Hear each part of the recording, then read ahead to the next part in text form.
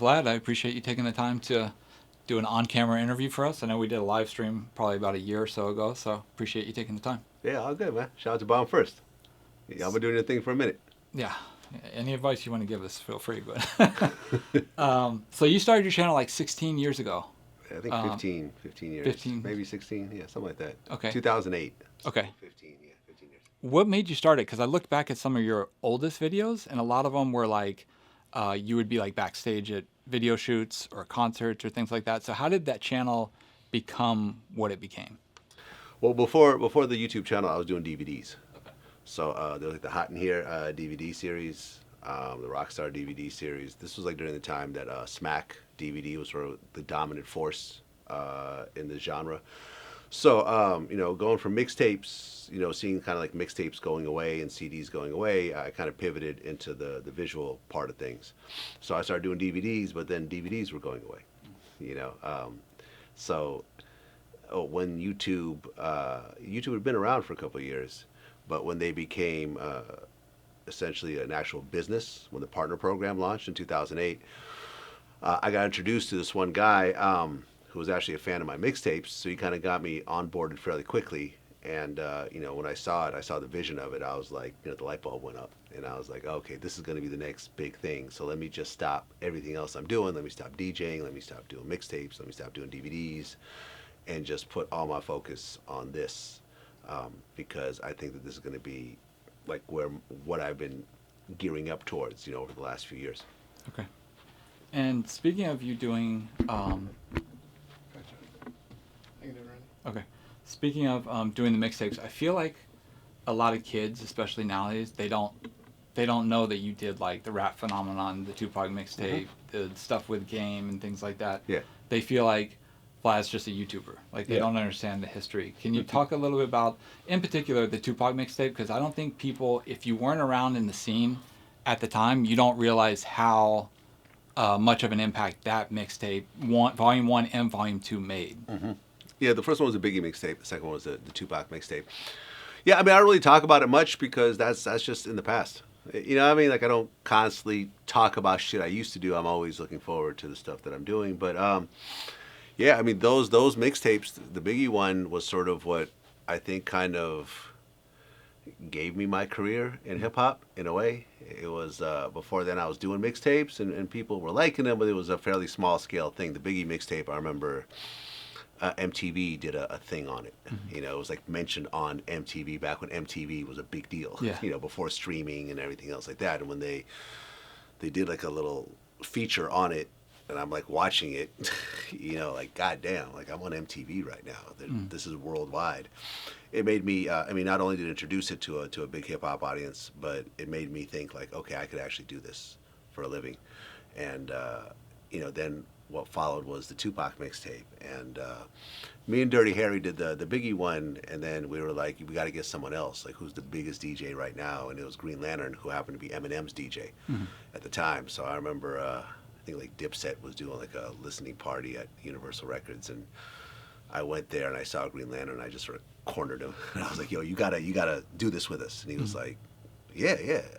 I'm a fan of the Biggie shit. Like, yeah, let's do it. And, so we all just busted our ass for months and months working on it. And people fucked with it. It became the biggest mixtape project that I had ever done, that I was ever involved in. Yeah. Okay, getting into current events. So let me make sure I get this right. So Nicki Minaj put out a single. Mm-hmm. You did a tweet kind of criticizing her about saying how, she'll send killers to people's houses, and how she had sent her husband or former boyfriends to people's houses. No, I never said that. Okay. No, what I said was, me and Academics talked about this. She had DM'd Academics and said, like, you can get your job broken. My husband wants to come see you. Where do you live? Mm-hmm. And he's like, well, you know where I live, because you'd been... leaking, the shit leaks every couple months or whatever else. Okay. And it's like, yeah, you just better, it'll be easier if you just let us know where you live now and so forth. And it's like, just to correct that part, but go ahead. Okay. Answer your question. And then, so in response to your tweets, she did an Instagram video or a live that people were saying is in response to your tweet where she's... Oh, really? making calls and calling shots. Bow. Hello. Heavy. Hello. We here. We here. My nigga. I said it. Rico, what the fuck you got, Rico? It's the difference between... She's panning around the studio, and it has, like, I don't know, like 15 guys in it, and she's repeating that, like, it's one thing to call shots or whatever. Did you see her Yeah, response? I saw that video. What do you think? Lame. Yeah. Lame. Nicki Minaj isn't putting hits out on anyone. She's a multimillionaire, you know, who's recognized worldwide. She's not going to involve herself in anything like deadly like that. Whoever she sends to go do something will end up snitching on her. You know what I'm saying? Will tie her into whatever crazy act that she comes up with in her head. But ultimately, you know, I've dealt with women like this, and they're a pain in the fucking ass. You know, I had a girlfriend who when she would get into dudes, like get into it, argue with dudes when we'd be out, and I'd be expected to somehow clean up this fucking mess. And so yeah, I've had experiences with females like this, and I avoid them like the plague, like I said in my tweet, and I stand by what I said. I think it's dumb. And I brought up multiple situations where this has happened. With the most recent was her husband threatening Offset, and he's now on house arrest. Mm. You know what I'm saying? Yeah. Which, I mean, for him doesn't really make much of a difference because it's not like he works anyways. Right. He's kind of on house arrest, period. You know, with the kids, with their kid. You know, it's not like, you know, now he has to tell his job he's not going to show up for 3 months. I mean, he doesn't work anyways. But what I'm saying is that these types of batteries that she puts in men's backs, I think is crazy. And I think that, you know, there's lots of men who have gotten caught up in this type of shit, you know, trying to cash checks that their woman, you know, has charged. And I said what I said. I didn't expect it to got like over 7 million impressions. Mm-hmm. But, you know, I guess it hit a nerve or an organ, for people to react that way. Clearly, I'm onto something. Mm-hmm. If it reacts the way it has. And of course her fans were, you know, attacking me like usual, which I expected. Yeah. But I've had so many tweets go viral that it's just whatever. Mm-hmm. Just another day at the office. Mm-hmm. Yeah. Okay. Let me ask you this, because you get this comment a lot when people try to criticize you. Mm-hmm. It's like a go-to. They're like, oh, Vlad's just a culture vulture. Yeah. Like, talk to me about people that maybe don't understand what you did before YouTube, and they just think like, oh, he's just a YouTuber who makes money off of interviewing people. I don't think they understand the business side of it. But what is your reaction when people put that label on you? Because I've got the same thing, by the way. So I mean, culture vulture is the 2023, you know, version of honky. Is the way I look at it. You know, anyone white is going to get that, whether they're Eminem, Steve Rifkin, Leroy Cohen, you know, all these what I consider great, you know, people who happen to be white that have done immense things in the culture. Mm-hmm. But they're, you know, Lero's called the culture vulture. I mean, this guy launched 300. He was the president of Def Jam. He was he was the first hip hop executive to become the head of a major label. You know, when Def Jam merged with Polygram, he became the president of all that. Mm-hmm. And then went to Warner and became the president of all that. And then went to, you know, then started 300. Home of Young Thug and all these other kind of major artists, and then now he's the head of global music at YouTube. But yet, the average ignorant person will call him a culture vulture. Mm-hmm. You know, I mean, Dame Dash will call him a culture vulture. But if he's a culture vulture and I'm a culture vulture, like, all right, cool. Like, I'm in good company. Mm-hmm. But yeah, no, man, I've done a lot of shit, and people are going to say what they're going to say. I'm called the police. I'm called the feds. I'm called this and that and the third. And I think the skin color obviously has a role in it. But, I mean, it's whatever. The work speaks for itself. The numbers speak for themselves. And, I mean, it's very rare. It's funny how you have this, like, stigma on the internet of, like, yo, like, everyone hates this guy. And this guy's a culture vulture and so forth. But, like, it's very rare that I go outside that an African American male doesn't walk up to me and say, bro, I really love your shit. Like, I've been watching your shit for years. Can I take a picture with you? Like, I was at the Apple store yesterday, it happened. I was pulling up to a parking lot today, it happened. Like, everywhere I go, there's always someone that approaches me and asks for a photo and lets me know that specifically something I did affected them in some type of way in a positive manner. So, after 15 years, you really don't give much of a shit. Yeah, yeah. Do you think it has something to do with the fact that online you have this anonymity that you can kind of say whatever you want and you're not really held accountable, more or less? Well, I'm definitely held accountable. Oh, you are, for sure. But I'm saying the people that criticize, it's easy for them to sit back on an anonymous username and talk shit. Yeah, I mean, the amount of people with a Nicki Minaj picture that said horrendous things to me is you can't even count them up. But, it's easy to say whatever if you have a picture of someone else. Now, I've always said that I felt like every person on social media should have a driver's license or an ID associated with their account, along with their verified home address, which is not visible to the world, but is able to be accessed when they violate some sort of rule. Yeah. The amount of people that say, like, I'm going to kill you, I'm going to kill your family, like, all types of really racist, anti-Semitic shit and stuff like that is mind-blowing, and then they just go about and make a sandwich afterwards. But if I know this is John Ridley from Michigan, who works at Home Depot, then it's like, all right, well, this is what your employees are saying right now. Yeah. I'm going to put you on blast. I mean, I'm gonna repost what it is that you said to me in a DM or in a tweet, and you're gonna go lose your job. I think most people would think twice before some of the stuff they said. And of course, I've put that out there. I actually tweeted this to Elon Musk, and it created like literally thousands of replies. They're like, oh, this is not fair. What about the people who are scared of the government, who want to criticize, but might get prosecuted before? It's like, that's a very small percentage compared to the people who just talk shit. You know what I mean? Yeah. Maybe 1 out of 1,000 actually is trying to do something, that's trying to change the world and is scared for their own safety, as opposed to the person that just wants to call you a bitch because they didn't like something you tweeted. Yeah. You've mentioned a couple times that you feel like your channel more or less solved the Tupac murder. Yeah. Were you the first YouTuber to get Keefe? I think you were, right? Yeah. Okay. Talk to me about just overall how we're still talking about that case 27 years later, and we'll obviously get into the recent events that have happened with that case. But what was your approach talking to Keefe? Because you were the first to get him. Like, was he nervous? Was he apprehensive? What was it like on that first interview? Because I know you've done a couple with him. I mean, yeah, I think he was cautious, which is understandable. I mean, as was I.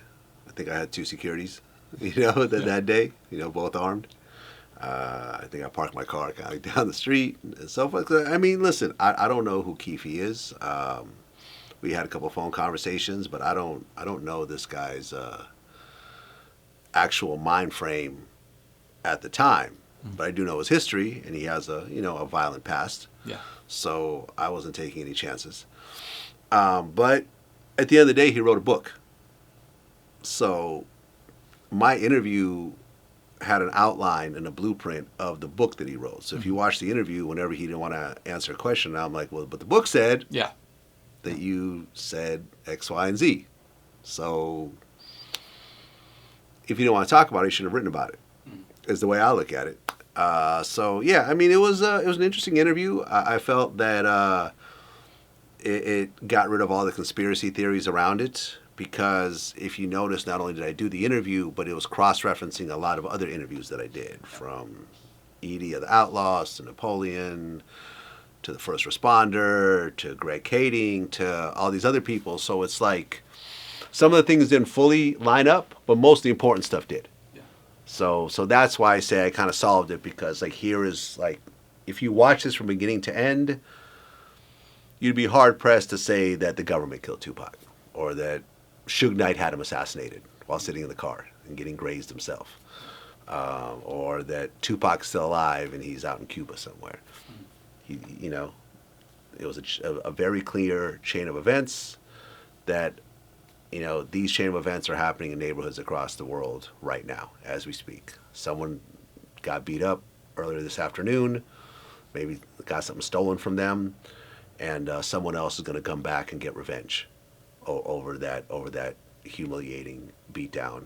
And, so that person is likely to have a gun, and the person, who caused it is going to end up dead by the end of the day.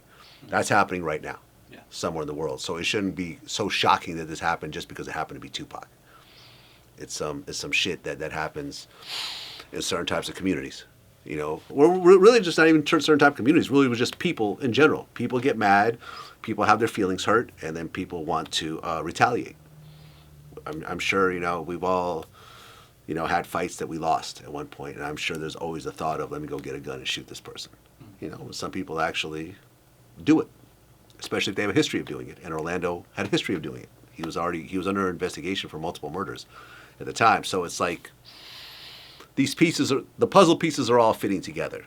So it is what it is. Yeah. What do you think about these conspiracy people that say, cops killed Tupac, or Reggie set up Tupac to be killed so he could take over the label, and just crackpot things? Where's the proof behind it? I mean, I've presented my roadmap to it, right? Mm-hmm. Now, in terms of who the shooter is in the car, I'm not totally sure about that. I understand that Orlando is being blamed as the shooter, but could be Dre. Yeah. Could be Dre. It could be the other guy. It could be Keefe. I don't know. Yeah. I don't know. The only person that could, there's only one living person that's in that car, that was in that car right now. So he's not going to say that he did it. Yeah. So Orlando was the obvious one because Orlando's the one that got jumped. But, that part I'm not 100% sure on. It was probably Orlando, but it could have been someone else. Yeah. But if you say the police did it, okay, show me the proof that the police did it. Yeah. Show me the roadmap leading up to the police doing it. Show me the roadmap of Reggie setting up this hit. I've yet to hear it. Yeah. You know what I'm saying? And a lot of times, that's the whole thing with conspiracy theories is that like, oh, it wasn't this, it was really this shadowy group of people. It's like, okay, well, show me the proof of the shadowy group. And it's like, well, no, but I just know that this is bullshit because this one little piece right here doesn't, like the Tory Lane situation. Like, oh, Tory didn't shoot her. Well, then who shot her? It doesn't matter, but I know that he's innocent. Yeah. Because Megan's a liar. Okay, so who shot her? Right? Yeah. Did Kelsey shoot her? Well, that doesn't really make a lot of sense. But did she shoot herself? Did the driver shoot her? Like there's no roadmap to these other theories. It's just that a person will not like something about the story and say it's a conspiracy theory without offering a fully vetted alternative. So that's how I look at it. Gotcha. Is there anybody that you wanted to interview in regards to the Tupac story or incident in Vegas that you haven't been able to get? Like, I know everybody wants to get Trayvon. He's hard to get. Me and Trayvon have talked. Yeah. We've had multiple conversations about it. It may happen at one point. Yeah, I hope so. Yeah, it might. Yeah. It might. I mean, he's not against it. It's just that, a lot of times when you have, look, I've been doing it for 15 years. So I've had conversations that have spanned 5 years, sometimes 10 years. Like, you talk to people and they want to do it, but there'd be like, yeah, but I'm talking to this guy who's going to get me this big, huge Netflix deal, and he's telling me to hold off. Like White Boy Rick is an example of this. Like, me and White Boy Rick have talked for the last couple of years, but he's got a deal on the table. There's a lawsuit that he's doing, against the police department. So, so sometimes there's like certain things that prevent them from doing it right now. So you just kind of sit back and you wait, and things may happen. Trayvon would be a good piece. Obviously Suge, if he ever spoke about it, which I don't think he will, or if he does speak about it, I think it's going to be something that he is going to control himself. But I doubt, Suge is just going to do an interview with someone and tell him like all the details of what happened, especially while he's in jail. Maybe when he's getting close to passing away, and maybe he just wants the story out there. Who knows? You know, me personally, I don't really do. You know, I don't plan on doing any Suge Knight interviews, just because of all the negative shit that seems to come around from association with Suge. So I've always just kept my distance from him. But yeah, I mean, there's really not too many people left. Trayvon's like the around, biggest one, right? Trayvon's probably the only one. Well, Trayvon and Suge. Yeah. You know, because I've done, you know, Mob James, I've done Edie, who was in the car behind him, I've done the first responders. I mean, there's really nobody else. You know, I mean, apart from, I think like Neckbone, maybe. Quiet. But yeah, he's still alive. Yeah. He stays quiet. Yeah, you see what I'm saying? Like, there's not a lot of people left. So not really. You know, and I think like with Trayvon's role, it's like Trayvon, I mean, was involved in the fight, of course, and he was there at the MGM, but like, we kind of know that story already. There's a lot. I think there's a lot of misinformation out there about, like, did he whisper in Tupac? You know, that was the big thing for years. Like, he went and whispered over to Tupac, and then Tupac went towards Orlando to where he could clear that up. You know. Yeah, but to Trayvon's defense, I mean, isn't that what you're supposed to do? Like, aren't you, like, if you see someone in your vicinity, if you're with a group of people and you see a potential enemy in your vicinity that's an enemy of everyone around you, because it was a death row thing, right? It was like a South Side versus death row thing. Yeah. Wouldn't you let everyone know, like, hey, like that guy over there, I've got into an altercation with him about death row. You know, I don't think he's like, hey, Pac, go jump on that guy by yourself. I've never heard that before. So it's like the conversation I've had with him, I've said, I'm like, what you did, I'm in full support of. I would do the same thing. If I knew, and I'm not security, you know what I'm saying? Like Trayvon wasn't security. No. It's not like he was expected to handle himself. He didn't, I doubt he told Tupac to go handle it. Tupac, but that's just Pac, right? He would take it upon himself to just beeline for whatever the fuck is happening. I don't think Tupac told, you know, I don't think anyone told Tupac to shoot those 2 cops in Atlanta. I think that was Pac's own idea. Right. So he has a history of this type of behavior. So the way things played out was unexpected but expected at the same time. You know, but I don't think that Trayvon ever thought 3-4 steps ahead. Oh, okay, listen, I shouldn't say something because if I do say something, then Pac is going to go attack him, and then Pac will get killed later that night. Like, you know what I mean? Like who would think that? Who would plan that out in the heat of a situation?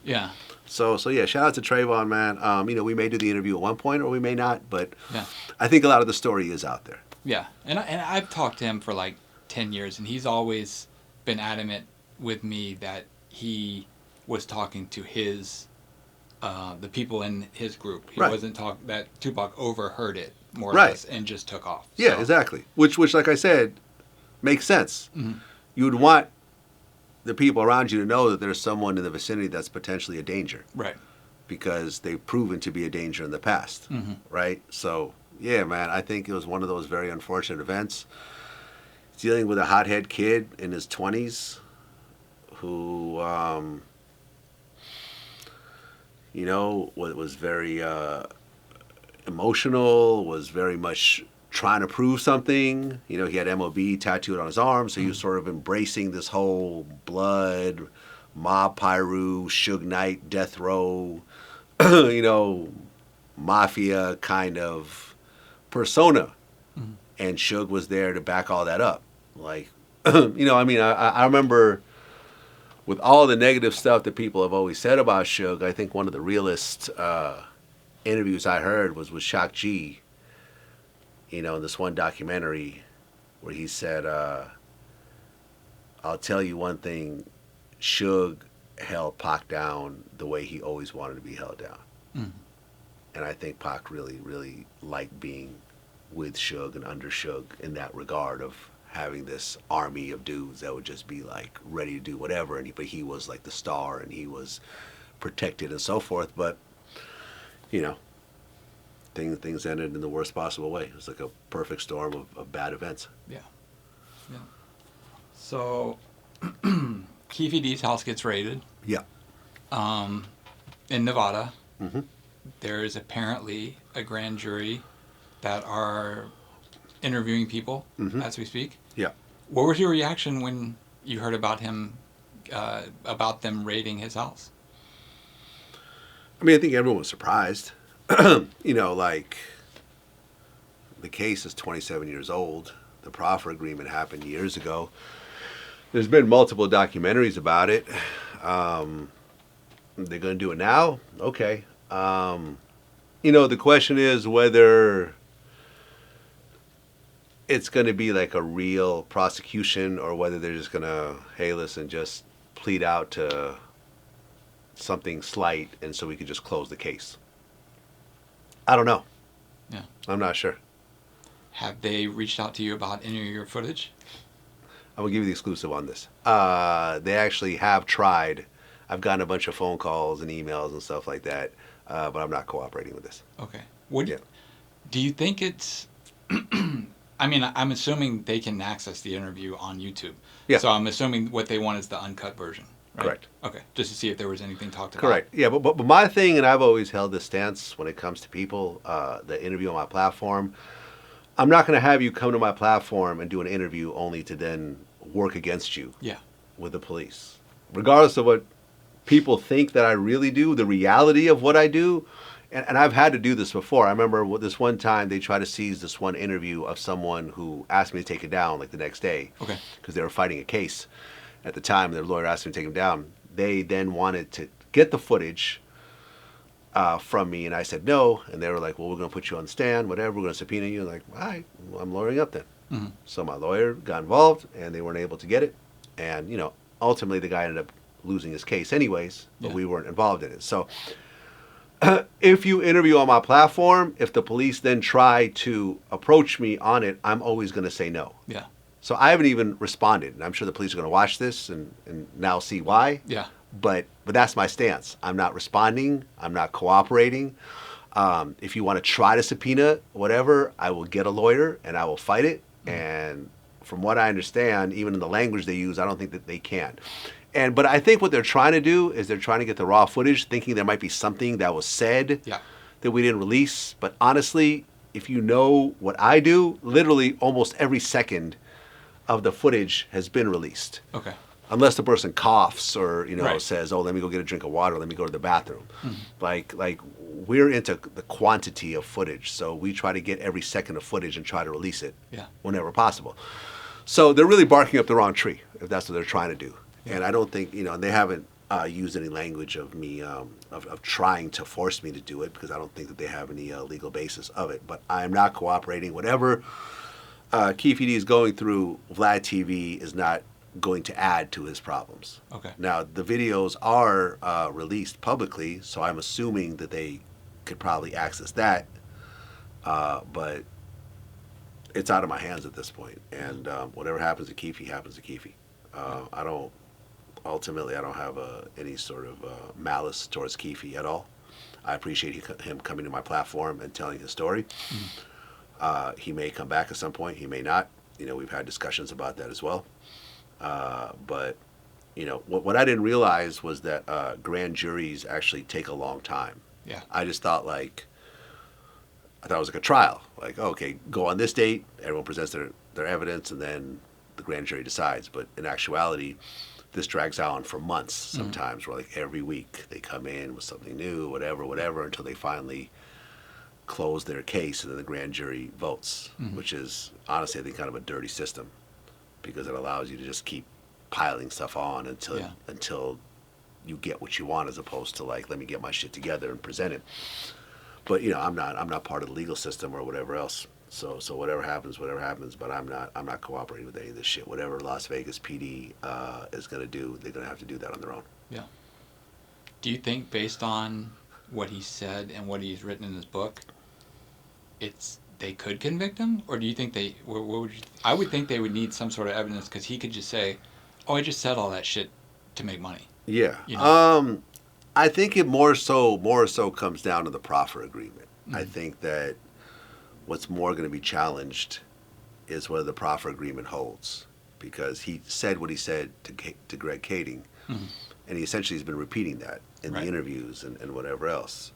So if the proffer agreement holds, then technically they can't use any of that shit. Yeah. But if they say, well, the proffer agreement was only for that day, and if you choose to repeat it, then it can be used against you, then they may have something. Mm-hmm. But I think that this is like a gray legal area that, is going to have to be argued in the legal system. Yeah.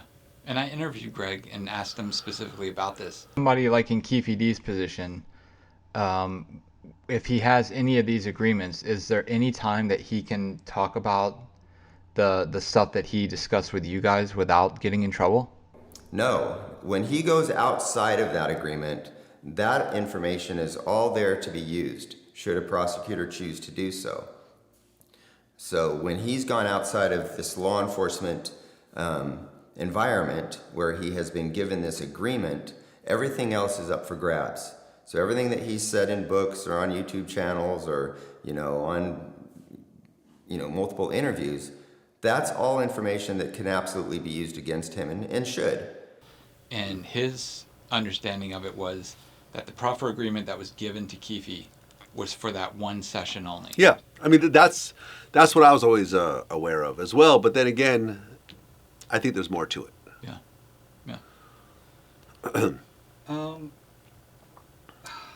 And you also got to think, I just want to say this, okay, that, I mean, Greg has been trying to solve this case. So Greg is going to say, things based on what he wants as well. And this is not it's not a shot at Greg. It's just that, Greg wants to solve this case. He was working on this case. So he's going to ultimately hope for things to go his way, mm-hmm, which may not always be, the way the law ultimately works out. So. Yeah. Okay. Hypothetically speaking, mm-hmm, you're a Tupac fan, right? Mm-hmm. If the situation in Vegas never happened and he lived through, where do you think who would you put him on the level with today? Like, is he on a Jay-Z level? Is he could he have faded out like a Ja Rule thing? Like, it's very interesting to think about where he would be. I mean, okay, so, you got to think that there's different parts. There's the rapping side, and then there's the rapping, there's the acting. So the acting, based on interviewing the Hughes brothers and, for example, Michael Jai White, based on their assessment of his acting, they feel that he would have been a major actor. Winning Oscars and so forth, that he was really an exceptional actor. He wasn't just like, the guy in the Tyler Perry movie that's, beating up his girlfriend or something. He was like on his way. And from what I understand, he was supposed to play Will Smith's role in Independence Day, which would have put him into an action star, mm-hmm, kind of category. So forth. So I think based on the assessment of actual real directors and real actors, which I am not, mm-hmm, I think he would have been a major actor. And I think I can't see him really fading off music-wise, considering how good he was, mm-hmm, and how well he connected to his audience and how timeless his songs were. I mean, there's lots of people that have died very early whose music has not touched the level of where Tupac's music is today. Like, you could put on Tupac songs in a club today. You can't, shout out to, I don't know, Heavy D. Like, you can't really put on Heavy D songs and get the same result. Yeah. You know what I mean? And this is not a shot at Heavy D. It's just that, Tupac's music was on a different level than a lot of his contemporaries. Mm-hmm. So, yeah, I think he would have been a major artist, if he really kept his focus on it. Yeah. But then again, I also felt that, Chris Brown could have been a major artist, but he got caught up in some of this gang shit and some of the bullshit and the Rihanna bullshit and whatever else, which ultimately steered him out of directions of being what I felt was like a Michael Jackson caliber artist. Mm-hmm. Beanie Siegel, another one of them. Like, I thought Beanie Siegel was going to be on a Tupac level. Jay-Z has said that. Yeah.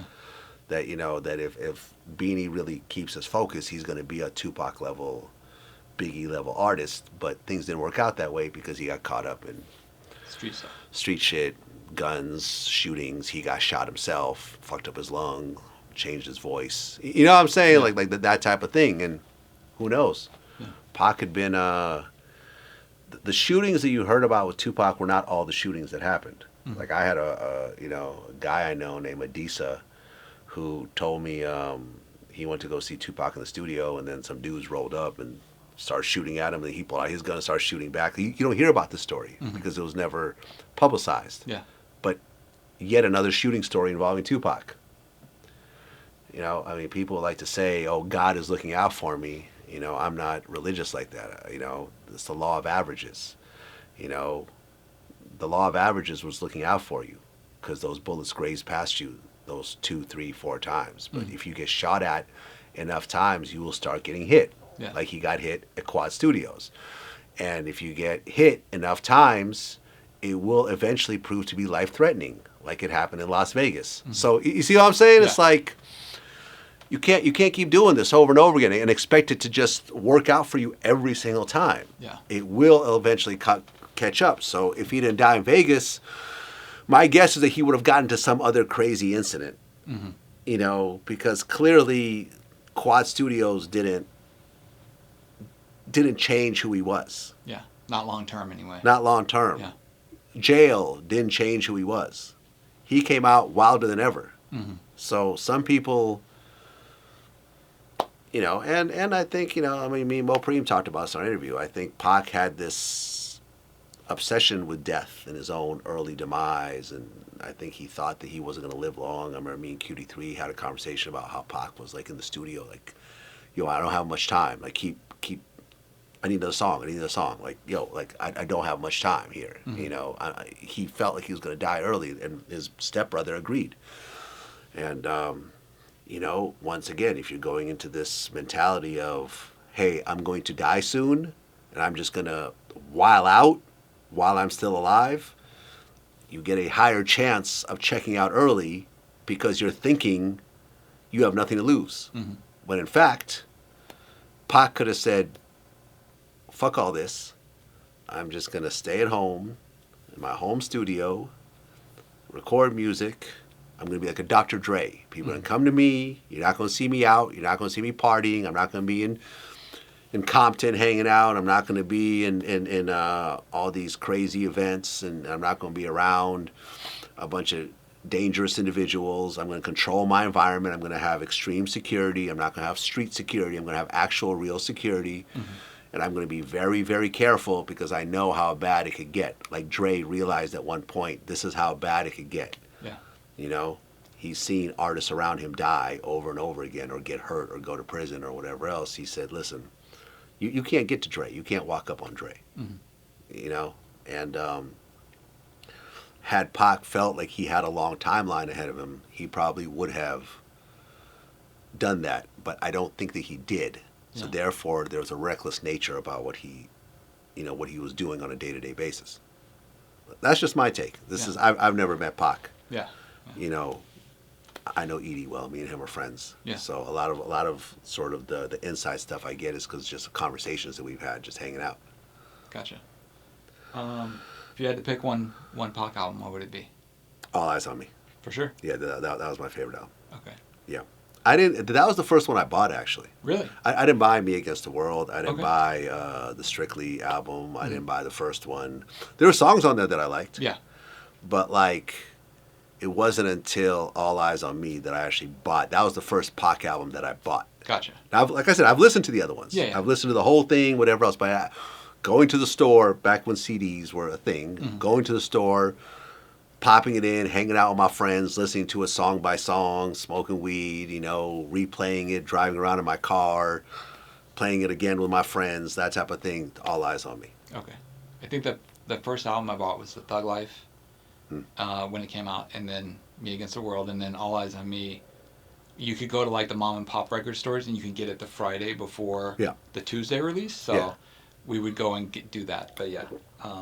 Yeah. I mean, all great albums. This is not disparaging his other albums. I just felt like there was always songs that I liked by him, but not complete bodies of work. Like I like Dear Mama, you know, but I didn't really, you know, I mean, he came out as like a bigger than life figure. Like, you know, when I heard California Love, I'm like, oh shit, like, yo, he's coming out tough. Like, okay, I got to hear what this album's about. And I was very, very impressed. Yeah.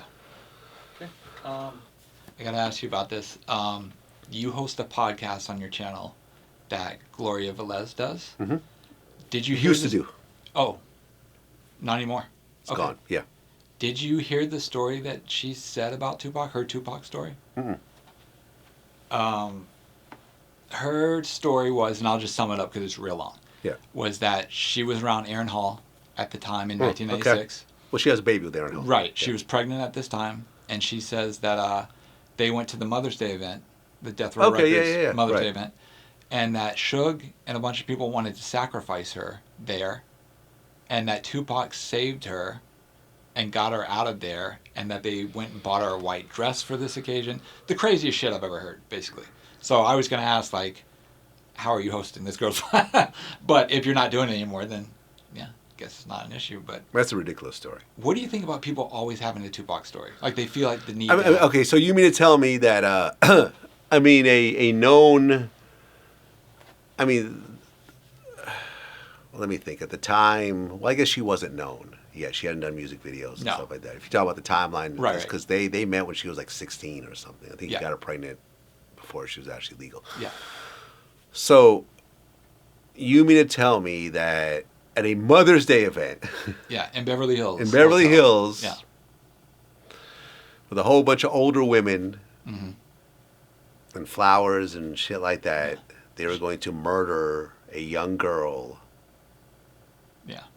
and Tupac swooped in and saved her Yeah. for some weird witchcraft, demonic kind of ritual, which I've never heard anyone ever be involved in those circles. Like, if you were telling me some sort of weird cult was doing this, then yeah, I get it. Like a Jim Jones, or a David Koresh, then yeah, I might say, okay, maybe. Yeah. But at an actual Mother's Day event with a record label that's making hundreds of millions of dollars, they're going to go and murder this young girl for some satanic ritual? I mean, does that sound... No. Does that sound even remotely plausible No. to you? Not at all. Like, I've never heard of anyone around that even doing anything like that. No. And, listen, Gloria made up a bunch of, tall tales about me, when she said she is no longer doing our podcast. So, honestly, this doesn't surprise me at all. Okay. Yeah, and not only that, but, like, it was at the Mother's Day thing where, like, Jimmy Iovine and his wife, all these Interscope executives and their families were there, Yeah, that's just a dumb story, man. Yeah. Honestly, that's just a stupid story. And I'm pretty sure if you ask Aaron, he would say it's a stupid story as well. Yeah. I've never even, I mean, this story's so stupid, I've never even heard it before. Yeah. And I've heard everything. You know what I mean? Like, I'm kind of like Tupac headquarters to a lot of people. Like, I've heard a lot of shit off camera, and I've never even heard anything like that. Okay. About her or anybody else. Yeah. Okay. Let's talk about art of dialogue, right? Mm-hmm. So, he started doing video, I guess, during the pandemic, like 2020 is when he started doing on-camera interviews with guests. Okay. You've been pretty outspoken about how you feel he's borrowed from your channel, I guess. Is a way I never said that he's borrowed. I've never disparaged the work that he's put out. Right. I felt that he's done good interviews with interesting people. Like, he got Tupac's dad, someone I'd been trying to get for a while, but he managed to to get that interview, and I salute him for doing that. My only thing has always been that the look of the thumbnails was just way too similar to what our thumbnails look like. He used the exact same font, the same font size, the way it's laid out. He starts out the interview with the same, all right, here we go. Mm-hmm. He has a different voice than mine, I understand that, but I felt like, that right there, those two things right there create a sense of confusion with the audience, where I have gotten multiple angry phone calls from people saying, why did you interview so-and-so and talk about this shit? I thought we were cool. And it's like, not my interview. Yeah. And he doesn't even put a logo on the thumbnail. You see what I'm saying? Like, we put our logo on everything, but it's usually small. So it's like, if it looks the same and there's no logo, you would think that it's our shit. So that's the only thing I've ever had a problem with. His name is Art, right? Yeah. Is that it sets up a level of confusion with the audience where they think it's our shit. which ultimately has a backlash for me sometimes. You know, put art of dialogue in big letters on your thumbnails, or in small letters. Use a slightly different font. I mean, I can't say that because it's a font and it's a public font. Right. But just, you know, I'm not disparaging his work. I'm just saying that, and I think he knows what he's doing. You know what I'm saying? I don't think it's an accident, because he would have switched it at one point. Is that I think that he sort of said, okay, Vlad has this following for this type of thing. I'm going to go ahead and do a similar type of content and, you know, kind of piggyback on what Vlad is doing a little bit by making some people think that this is actually Vlad's when they click on it. And that's the only part that I don't like. But at the end of the day, it's whatever. It's not any sort of real beef or anything else like that. And I've always said that I think that he does good work, and you know, he has a good production, you know, value and everything else like that. And I think at one point we should probably just have a conversation about it. Yeah.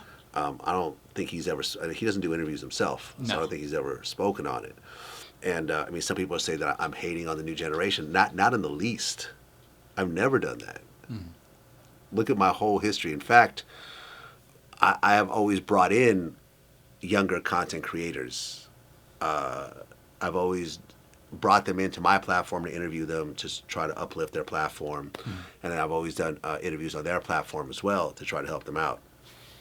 Charlemagne, Academics, Math Hoffa,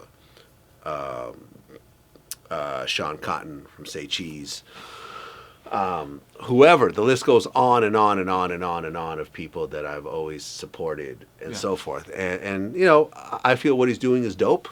You know what I mean? I feel like what he is getting good interviews, and we sometimes look at his channel for ideas of guests that we should bring in. You know, we brought in Charlie Baltimore recently, you know, and I looked at some of his interviews when trying to formulate questions, which I'm sure he does with me also. There's enough, but my point is there's enough room for all of us to flourish without us trying to somehow copy each other and try to trick viewers into thinking that it's really, you know what I mean? Like, if I had a show called The Breakfast Club with 2 B's at the end, and people thought that, you know, it's really The Breakfast Club, when they click on it, only to find out it isn't, I think The Breakfast Club would feel some type of way. And that's my only thing. And I think that people have tried to frame it as the Vlad's hating on him, and I'm not. All I'm saying is just have it look a little bit different than mine, so people don't think that it's mine. Because I think that he has enough of a following and enough of a level of, you know, quality behind what he does to stand on his own at this point. Maybe in the beginning he didn't, but at this point I feel like he does. So I would hope at one point that he switches up, but maybe really I'm just, you know, maybe I should just switch it up. You know what I'm saying? Or something, if I really want to differentiate myself. It's whatever. It's not a big deal, and it's not a real beef on any level. And this is coming from someone who's had real beef with people, you know, in the past. And I don't consider him as one of those. You know, so shout out to Art, and honestly, like, congratulations to what he pulled off, because taking a YouTube channel from 0 followers to, I think he's like approaching 1 million or something like that is not easy to do. Like 400. Okay, so even 400 is not an easy task. No. You know, maybe 1% of YouTubers is able to get to that number. Maybe even, really worldwide, maybe even like 1/10 of 1%. Be able to get to that point, and he's gotten to that point. So I'm happy for him. You know, but just find your own, you know, find your own style and find your own imaging. And I think ultimately it'll help him even more to do that, because then people will start, you know, thinking about art of dialogue more than like Vlad TV. Yeah. You see what I'm saying? Yeah. Let me ask you this. A pretty polarizing person on the internet that I don't think you've interviewed, Whack 100. Any particular reason you haven't interviewed? Because I heard something that I'll ask you about in a second, but I just want to get your take. If there were any reasons why you just not interested, or just nothing of interest there? We just had a bad experience about 10 years ago. Okay. And, you know, ultimately that just chose me. That just prompted me to, you know, just not associate. Okay. And that was that. Okay. And, you know, at the end of the day, I think what Whack has pulled off is impressive. You know, from having artists like Blueface being constantly trending and being the the talk of the town constantly, to, you know, his association with Kanye. I mean, he has a picture with Elon Musk. I don't have a picture with Elon Musk. Yeah. You know, I saw that. I'm like, oh shit, Wack is Elon Musk. You know, I mean, he has a show with my man Adam 22. You know, I think that he's formed a name for himself and everything else like that. But at the end of the day, having your own business and being successful with the business, you get to choose who it is that you work with. And, you know, I felt like me and him are just not on the same page when it comes to that. So we've just haven't done any work together. Okay. I don't take shots at him. Yeah. And I know he said a few things about me here and there, but I don't think he goes out of his way to try to bash me constantly. You know what I'm saying? Right. And, you know, you don't have to work with everyone. You know, you could work with who you like to work with. And you don't have to try to chase every dollar and every view and everything else like that. You know, like me and Dame Dash don't get along. He would be a very viable guest for us as well. He's been a viable guest in the past, but me and him just don't get along. Yeah. So we just don't, you know, we don't do work with him. You know, Wack is sort of in the same kind of boat. Like, we just don't do work with him. But he's still working, I'm still working. Yeah. And from what I was told, it was like, and you can correct me if I'm wrong on this, that you guys were at like a Ray J video shoot a long, long time ago, and there was like a Kim Kardashian lookalike, and you took a photo and it leaked out or whatever, and that's where it stemmed from? Is that? It was something like that, yeah. Okay. It didn't leak out. It was posted. Okay. It was posted with permission from the director. And, yeah, they had a problem with it, and the way it was handled, you know, I don't agree with. Yeah. And that was that. Okay. What kind of advice would you give channels that are trying to come up, you know, that look to you and say, I would love to do this for a living, like I would love to be in that position. Where do I start? Well, you got to figure out what it is that you really want to do. Like, you got to figure out what your real passion is for this channel. You know, when you see, look, like, we all have to sometimes create content that you're not the most excited about, because at one point it becomes a business, and we have 20 employees, and the conveyor belt has to keep going. But there is a core of the business that comes from my passion of music, sports, crime, you know, not personally, but, you know, reading about it and studying it and so forth, and these various figures that I grew up seeing on the news, these songs that I listened to before I ever thought that I would be in the media or thought that I would be a DJ. And I have this passion of creating these stories and leaving them for future generations. Like, important, you know, like I've always, you know, I always heard about the Milli Vanilli story and how they had to give back the Grammys, and I actually got to sit down with the surviving member of Milli Vanilli, and he got to break down the whole story for me. Like that to me was like, you know, to be able to find someone that you really admire or you're really intrigued by, and to sit down with them for 2 hours and ask them anything, and record it and put it out and make money from it, is amazing to me. Like, I'm still surprised. I wake up every morning and it's like, oh, I get to interview Mike Tyson today. You know, I get to interview Smokey Robinson today. I get to interview Dominique Wilkins today. I get to interview, you know, Dennis Rodman today. I get to interview Shaka Khan today. Like, you know, all these people that have been through my platform. It's like, wow, like, this is really a passion of mine. I think it's amazing to ask these questions. And really, like for me, it's always been like ask the questions that you know are uncomfortable, that everyone really wants to know.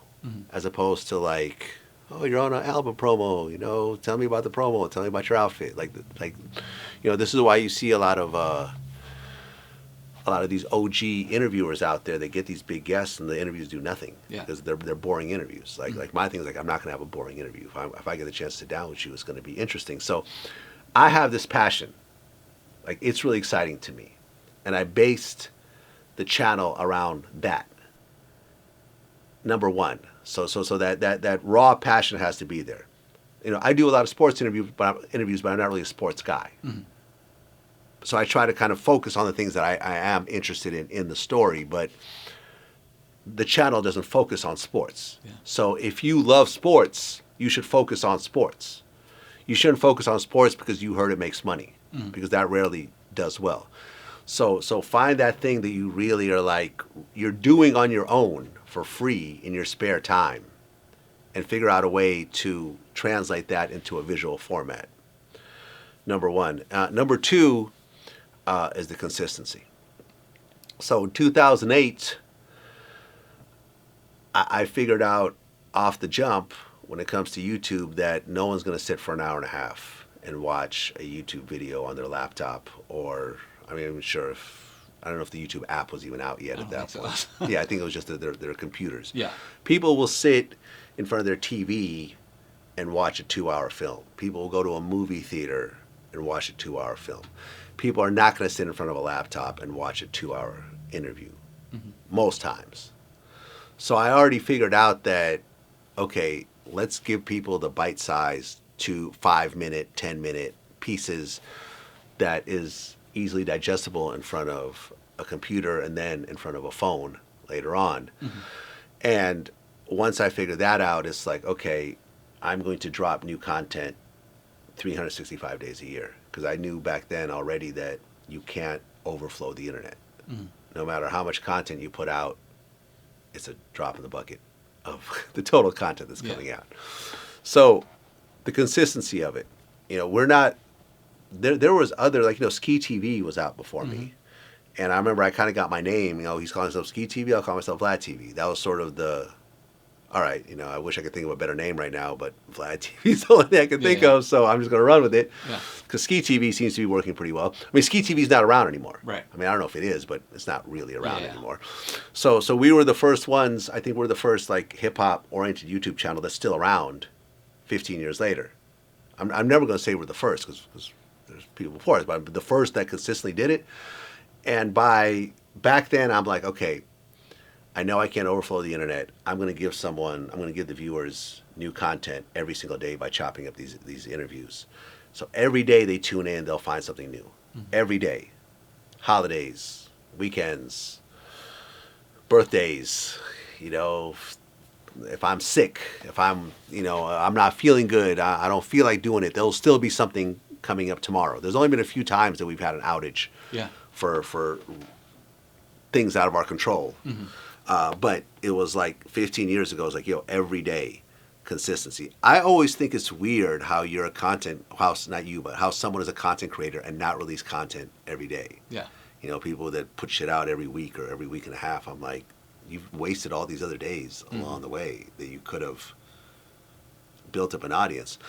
And with that, I mean, you think about 15 years later, like, I've raised people with this channel. Like, I don't know how many times people are like, I've been watching your shit since middle school. I've been watching your shit all through high school. It's always been my dream to get on this channel. I've this, I've that. And that's the thing. Find something you're really passionate about and create a consistency of it. It doesn't have to be every day, but it can't be just every so often. Yeah. Because none of these channels that you see put shit out every so often. There's always a schedule of some sort. It's not usually what we do, as much as we do, but there's always a schedule of some sort. So if you take the passion with the consistency and you give it time and the product is ultimately good, you should do well after a certain amount of time. And you never know when things are going to go viral and whatever else. And that, you never know when things are going to react and other people are going to co-sign it or whatever else.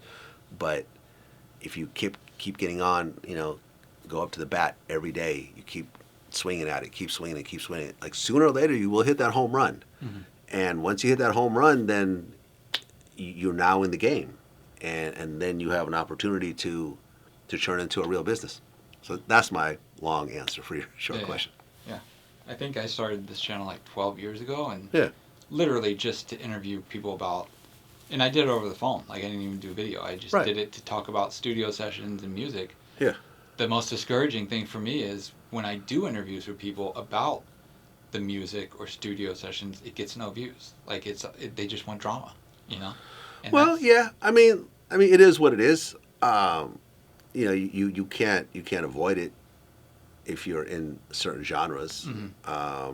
But you also have to think about the quality of it. Yeah. You can't, if you have a shitty looking output. I've seen lots of these channels that, like, they're doing it in their basement it's you know, there's never any, you know, like, you know, I would say my third thing is that, like, reinvest into the company and raise the quality. We were one of the first ones. I mean, we're like, I think the very first entity in the hip hop space to shoot in 4K. Right? Like, I don't think anyone was shooting in 4K before we did, but we were like, yo, we got 4K cameras, let's buy them. You know, now every you know, studio shoot involves 3 cameras, you know, including a moving camera that goes back and forth. Yeah. You know, the lighting that we set up is very intricate. We have a sound guy that could clean up sound. You know what I'm saying? Like I love Vladtv, but I'm watching this interview that we did. It's all this crackling and stuff like that. I'm like, yo, it's killing me right now. Like, you could hire a sound guy to fix this, but he's still a newer company, and he's still, you know, he's still figuring things out, and he will figure it out. Yeah. Because he has a good following. You know, not at all a shot at Matt. He was just on my show the other day. I was just on his show. Yeah. You know, but it's like those things that potentially turn people off because they're used to a certain level of quality watching Netflix and everything else like that. Like, we're trying to match that. So you know, yeah, you could cash out, and I could have, you know, bought myself a new car, but instead I bought more cameras and I hired more people and everything else like that, because ultimately that's what you have is your product, and you want to make that product look as great as possible. You know, and now we're sort of going into more, you know, now we're doing house stuff, now we're doing car stuff, and that involves, once again, a greater level of production and so forth. And yeah, but what I've done, I feel like anybody could do given the time and focus.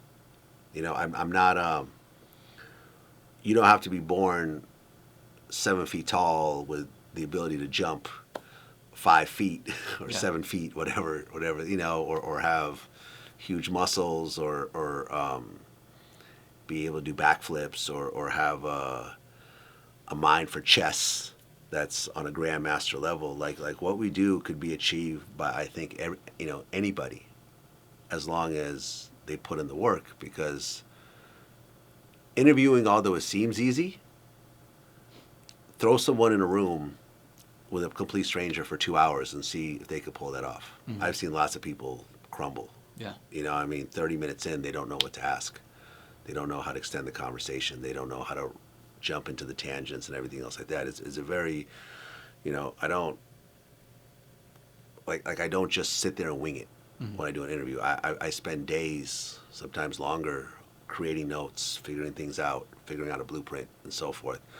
And then just the experience. It's like a trade, you know, like if I ask you to make a pair of shoes, those shoes will probably look like shit the first time you make them. Yeah. But after 15 years of making shoes, you could probably do a pretty dope shoe using the same material that anyone has access to. But it's the experience of putting those shoes together that allows you to make some exquisite shoes, because you've been working on making shoes for the last, you know,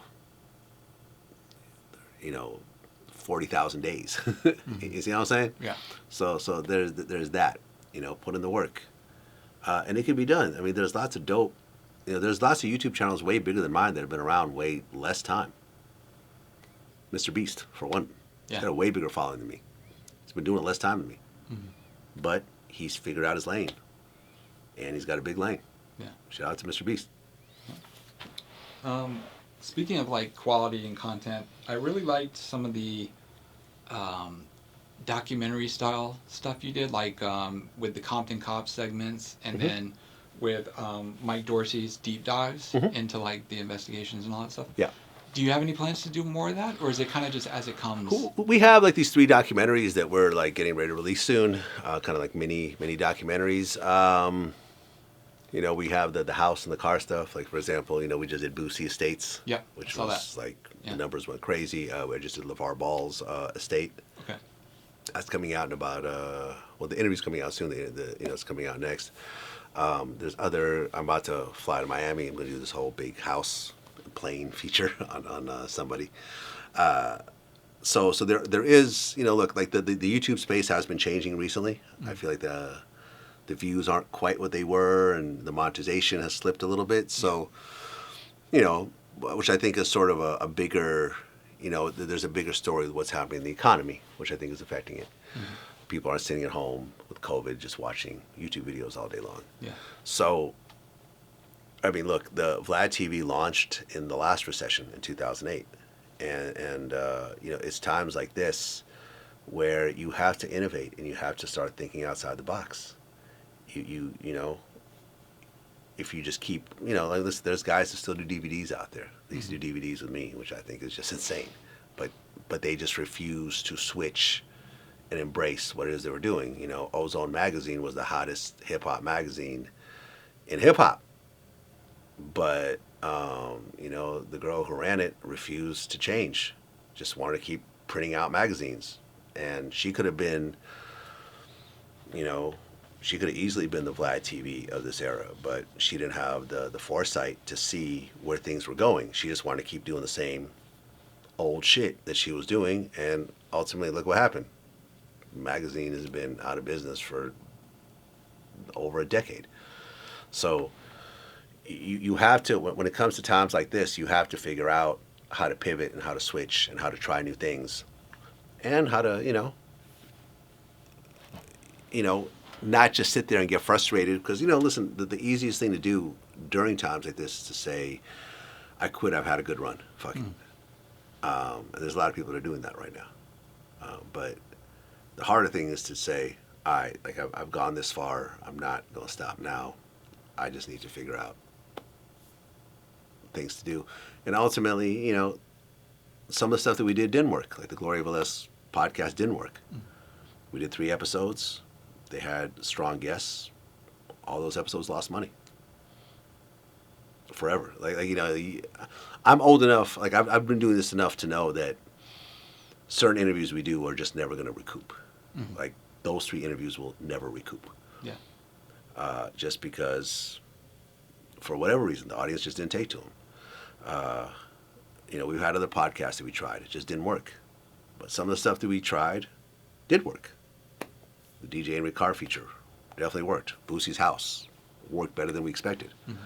So it's like, yo, this didn't work, this didn't work, this didn't work, but this worked. So, yo, let's lean into this. Yeah. And, yeah, I mean, we'll see where it goes. Yeah. I'm excited. I'm excited to try new shit. Yeah. I tell Reggie all the time, like, and he tells me the same. We just put it out and we see what hits. Yeah. We see what works. We'll see what doesn't work. Try to learn from it. Is there anybody that you've always wanted to interview or that you would love to interview that you've just never been able to? I mean, there's millions of people. Yeah. I mean, if you talk about realistically, Yeah. it's a good question, actually.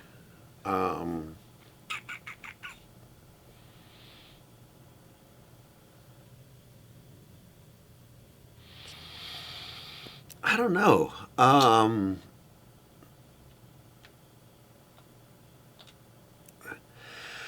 mean, I've always felt like an Eminem interview.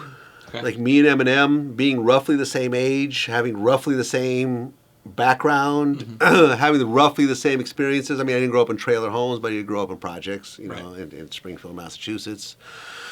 You know, and sort of this love of hip hop and being white. And me being, you know, like I discovered Eminem before Dre did.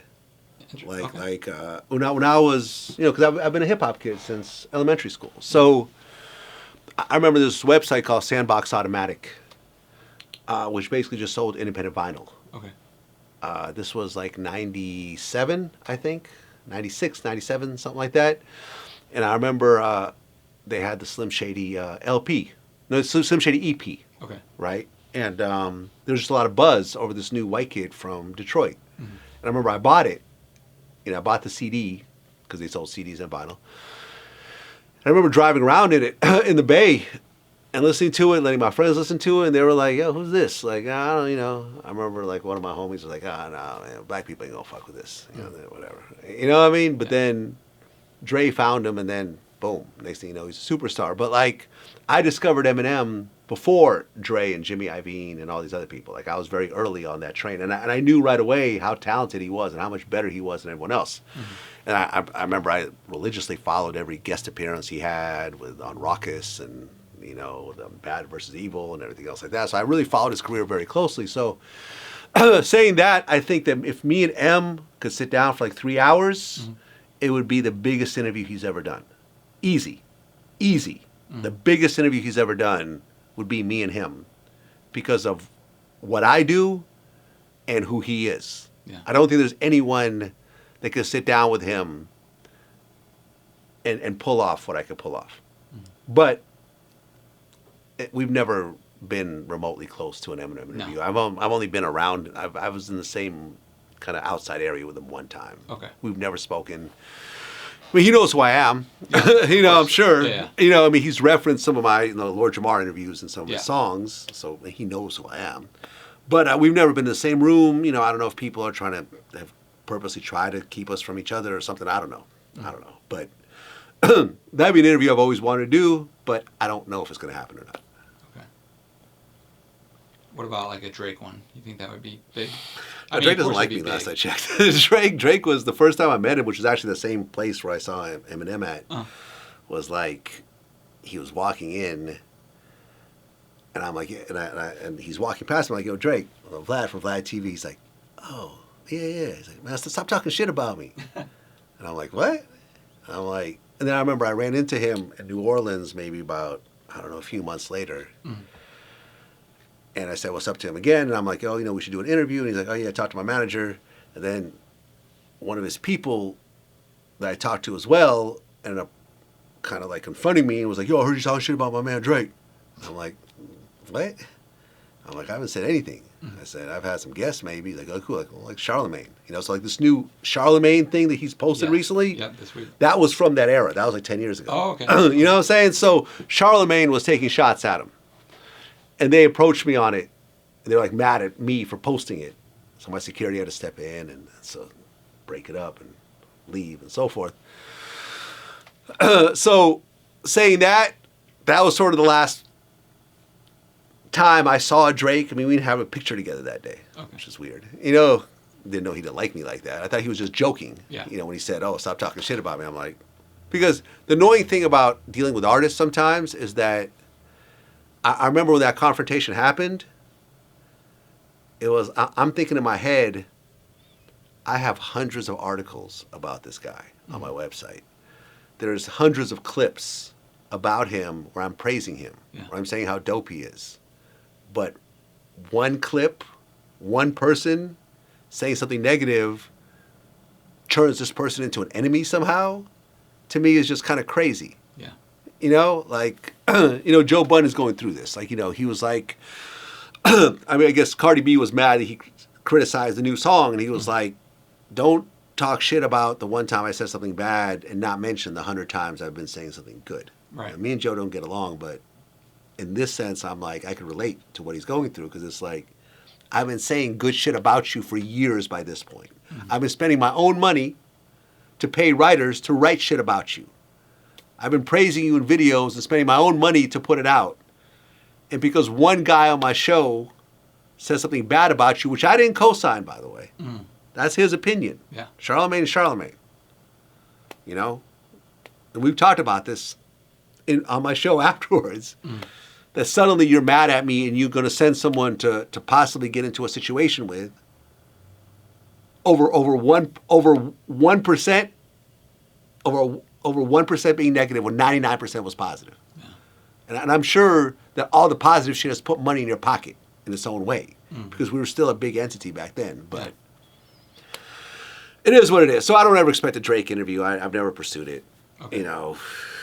Maybe I sent a DM at one point years ago or something. I don't remember. But I'm saying, like, I don't see myself sitting down with Drake. Gotcha. And when I see him when he's sitting down with like that white girl, is always like, okay, he's just going off and doing whatever he feels like interview wise. What do you think about not only Snoop obtaining death row, but what he's been able to do with it since he did kind of gain control of it, as far as mainstream wise, merchandising, giving out the chains and stuff? Any thoughts? I mean, this is no shot at Snoop. I'm not quite sure what he's done with it. I mean, I've seen like the things that you're talking about. I know he's given out chains to people. That's cool. I mean, is the catalog on streaming now? Yeah, it's back on streaming now. Okay, so was it not on streaming when he didn't own it? He pulled it off and said that he was gonna make Death Row an NFT label, which I didn't really buy. But from what I understand, they were trying to figure out who owns the publishing on a lot of these songs and albums. Yeah, I'm sure it's a rat's nest Exactly. And there's not a lot of writers and co-writers and co-producers and buyouts and buyouts and whatever the fuck else. I mean, Daz had that whole lawsuit with them for a long time, Yeah. which I think he won. And yeah. I'm not sure what he's done with it. So until I see a prominent death row resurgence of some sort, Mm-hmm. I can't say great job, Snoop. Yeah. I hope that's what I'm hoping for. Mm-hmm. I just haven't seen it yet. I mean, from what I understand, like 98% of NFTs are worthless these days. Yeah. I mean, you can still, Bored Apes are still kind of a thing, and I'm sure CryptoPunks are still kind of a thing, and so forth. And I know that Snoop leaned heavily into like virtual real estate and everything else like that. But Snoop has always been one to just try everything. It's always been cool. Like, yo, you got some money for me? I'll do it. Yeah. Maybe it won't work. Maybe it will. But I have yet to see, like there's no prominent new death row artist. Right. Right? Right. I don't know if he's signing artists or not. I've heard some rumblings here and there. They have like an R&B artist, like right. That's what London I'm saying, or something like that. But that's what I'm saying. Like until I see something new that I haven't seen before, then I can't be like, great job, Snoop. yeah.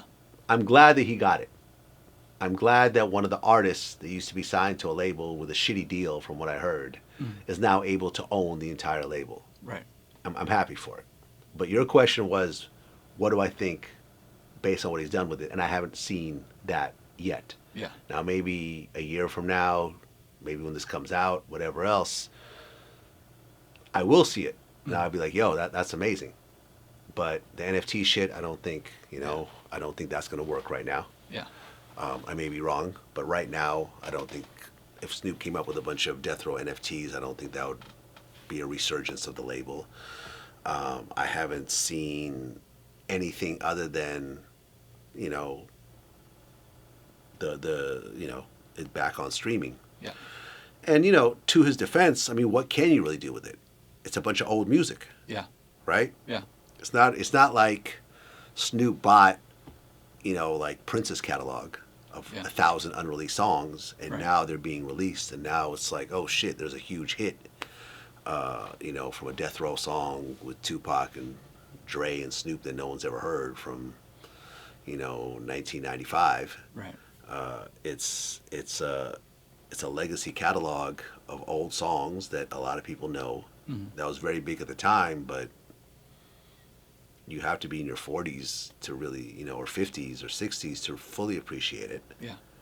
I think most kids in their 20s may have heard a song here and there. Yeah. If their parents played it around the house. Yeah. But, how many 20-year-olds really sat down and listened to The Chronic all the way through, or listen to Doggy Style all the way through? Maybe 1%, maybe half of 1/10 of 1%. Yeah. It's older music. So, I don't know. It may be one of those things where it wasn't really about the money. It was really more about like, I'm owning the shit that I used to work for. Right. I bought the company that used to employ me.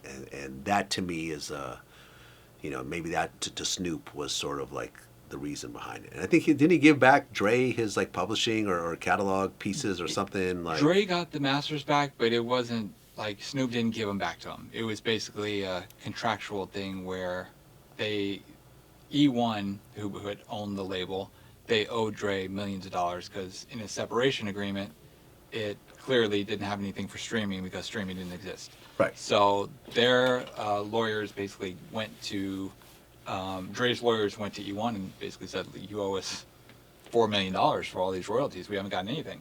Yeah. And they're like, well, here, we'll give you the masters back.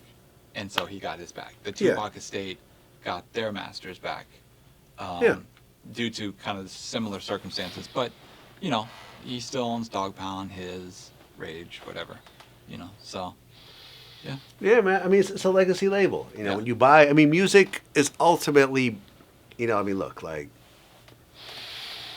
yeah, people love Michael Jackson, but and I'm sure there was a big surge of his music when he died. But I think that every year after that, you probably saw a little bit of a decrease. Yeah. Year by year, as Yeah. all the Michael Jackson fans start to die off, and there's no new music. Remember they had an album with like a fake Michael Jackson singer. Yeah. You know, that was wild. Yeah. You know, when I interviewed Teddy Riley, Yep, he admitted to that. he admitted I saw to that. it. And then when I talked to, I remember I called Rodney Jerkins, who was it was Michael Jackson's last producer, and he was like, "Yep, know all about this. They brought it to me. I told them it was fake. They Yeah. put it out anyways." You know. Yeah. So it's like, you know, I mean, do people really care about Prince right now that much? Like, if Prince came out with a new album, do you think it would top the charts? Probably not. No. Now, the Prince fans would all rush to it. Oh, yeah. And maybe just the amount of Prince fans out there, it might, you know, it might hit some radars, but, like, it's not like a new Taylor Swift album. Yeah. You know, that's just going to come out and it's like every song is on the fucking Spotify charts, you know. You know, the whole album is in the top, 20. Yeah. You know, it's not going to be like that. And I think what Snoop has on his hands is, I mean, it's a hard thing to work with. And, you know, and every year it becomes a little bit less valuable. Yeah. So when I remember people like try to bash these artists for selling their catalogs, and it's like, do you really think these catalogs are making more money every year? Or have they slowly been in decline? If someone wants to give you $100 million, like, yo, just take it, because I may not get that $100 million. It might take me 100 years to make that $100 million, and I'm not going to be alive at that time. So, you know, fuck my kids. Let me take the money and maybe I'll invest it and leave that to my kids. Yeah. That's how I look at it. So, you know, I'm glad that Snoop bought it, and we'll see that what comes out of it. But I don't have high expectations Yeah. for Same. a future of death row. Just to be dead honest. Yeah.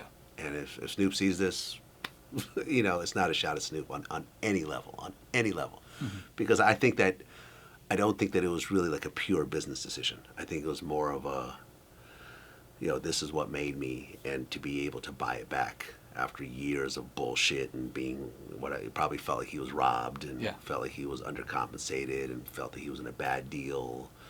You know, I remember like hearing a story with when he got with Master P, about how he was just broke at the time. Master P like gave him some money and shit like that. Yeah. You know, and it was like, to sell that many albums and be broke meant that, you know, there's probably some bitterness that they carried on for years, and to be able to just say, well, I own it all now, so fuck all y'all. Yeah. I'm sure that there was a pride aspect of that purchase. Yeah. Had to be. For sure. Especially with the beef and all that stuff. You know, Yeah. to be able to get through that and be like, Yeah. now I own it. Yeah, exactly. To become one of the most recognizable humans on the planet. Like, in terms of sheer popularity, you'd be hard pressed to find someone, you know, he's, I don't know, in terms of, I mean, he's definitely probably, you know, you could say he's one of the top 100 most known people on the planet. Yeah. I think that's a fair Yeah. assessment on the planet. For sure. You throw Snoop in any country and everyone's going to know who he is. You know what I'm saying? Yeah. You might there might be some really famous soccer players out there. You throw them in Missouri, they don't know who the Yeah. fuck he is. You know what I Yeah. mean? Like Messi, as big as he is, there's certain parts of the country that don't follow soccer who have no idea who Messi is. Yeah. I just recently kind of found out who he was because I don't follow soccer. Yeah. So, Same. so Snoop is an icon, man. There's no way around it. I mean, I'm glad I got to interview him. Yeah. Saw that. That was during the Lion phase, right? The Yep. Snoop Lion phase. Snoop Lion, yeah. Before we wrap, anything you want to promote, man. talk about? Oh man, shout out to Good. Bomb First. I see you guys have been doing it for a while. And so is Reggie? What's Reggie's connection to Bomb First? So, I started working for Death Row in the late 90s, 98-ish. Oh really? I never knew that. Yeah, and I was doing the website, graphic design stuff, and I worked for them. Reggie was running the company at the time. So Oh, I Suge knew- was locked up. Yes. So Suge was locked up, and then Suge got out. I stayed. Reggie left. Yeah. You and- around Suge? Yeah. Yeah. What's Suge like? For me, he's always been. I always had a good rapport with him. Yeah. Up until which I always joke, no one gets their last paycheck. But up until the last one, you're good. he doesn't tell you he's firing you. He just says, "Oh, I need something," and then you never get your last check. You never hear anything. Right. But then you talk to him a year later, and it's like nothing ever happened. You know, like he talks to you as if you're best friends.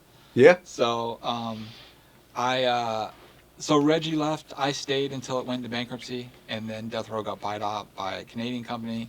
I worked for them, kind of consulting them on some stuff, and then I started this YouTube channel, and I reached out to all the people I knew at Death Row, and Reggie was one that was always pretty good about never doing interviews, but saying like, "I'll do it for you," you know.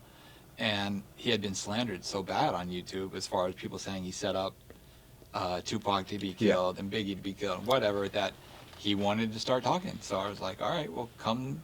I've always been cool with Reggie, man. Yeah. People talk their shit about Reggie, but I've never had a bad experience with him. I don't try to judge people on what other people say. Yeah. So as far as what I've ever done with Reggie, he's always been 100. It's always been straightforward. I've always gotten good information from him, offline. So yeah, when he was like, "Yo, can you come do Bomb First?" I was like, "Sure, I got you. You've done my show a few times. Yeah. Do my show. If I ever call you, do Vlad TV again, take care. Yeah, you owe me one, and or if I don't, then it's all good. Yeah. It's not like a plan. It's just like I've always felt like if you support my platform, I will come support your platform. Yeah, I will give back. You know what I'm saying? Mm-hmm. So this is an example of that. Yeah. And you're hard pressed to find someone that's done Vlad TV that I've said no to for their podcast, no matter what the size is, whether it's big, small, whatever. I understand the following that I have, so I always try to, if I could help someone, like Matt Hoffa, when his podcast started to get off the ground, he started doing 21 Savage interviews. I'm like, all right, cool. He called me. I'm like, yeah, of course, man. You've done Vlad TV a bunch of times. I got you. Yeah. And now we just do this little back and forth thing where he does mine, I do his, and so forth, man. And I wish that more content creators thought that way. Yeah. Because I feel like there's always been like a fraction of people that felt like, fuck all these dudes, like they're doing it wrong, I'm doing it right, I'm gonna diss them, and somehow by dissing them, that's gonna get me to where they are. When most times it's not that, All it means is that person can no longer be a resource for you. Yeah. Because they remember that shit. Yeah. And they're not gonna fuck with you unless you somehow fix that, and then you got to dig your way out of that hole, which sometimes is an undiggable hole because the person doesn't need anything from you. So why even bother build a relationship when it starts off so badly? So I've always told people, like, if you're gonna get into this shit, just try to play nice with everyone, because most people are cool, and if and just because if someone doesn't want to fuck with you early on, don't take that personally, and get to a point where they do want to fuck with you. Oh, remember you didn't want to fuck with me back then? It's like, motherfucker, you had 20 followers back then. Like, you expect me to drop what I'm doing to help your 20 followers? Right. To do an interview that nobody watches? Or is it you've now gotten in the hundreds of thousands and you're up and coming, and I'm gonna fuck with you because you've earned that right, and now we could build a relationship about that. But some people, we'll take it personally and keep that weird grudge going. And, I've always felt like I've gained a lot from my relationships with my peers. Like, I've gained a lot, being friends with Charlemagne. I've gained a lot being friends with academics. I've gained a lot being friends with Adam. I've gained from, being friends with Sean Cotton. You know what I mean? And sometimes it's not even like it's not even a business thing. It'd be like Sean would put up an article about me, and it'd just be a false article. And I'd be like, yo, Sean, like, I don't care if you guys post about me, but this is actually not true. Yeah. He'd be like, oh, cool, I got you. Take care of it. Boom. Yeah. If we didn't have that relationship, I couldn't even get him on the phone. Yeah. And I'd have this fucked up article on a big platform that I'm having problems with because of it, and I can't even get him on the phone. Yeah. So it's and vice versa. So I always felt like people fucking with each other. There's enough humans to go around for all of us to do well. So why fight with each other in your own industry? Yeah. But it happens more times than I care to count.